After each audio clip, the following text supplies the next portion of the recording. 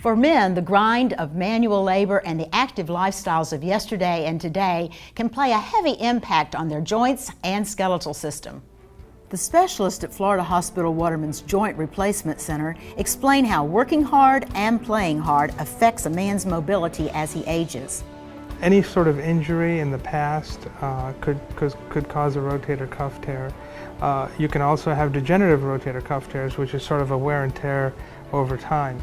And a lot of times patients will not have pain, or they ignore their pain, and then they show up to the doctor's office later on to find out that they had a torn rotator cuff, which is now irreparable. And they slowly lose motion over time, so that they reach a point where they can't move their arm, and that's when they're a candidate. A reverse shoulder arthroplasty, which is a relatively newer technique, and I've done, probably the most out of most surgeons in the area.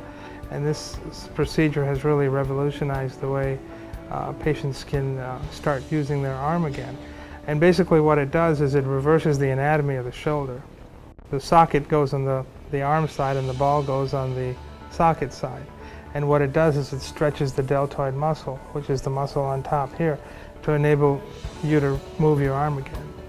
We see a lot of sports injuries. We have an older population and they're very active, so we have people that play softball, pickleball, basketball, tennis. Our goal is to try to get them back to golf or any of the other activities that I mentioned as soon as possible.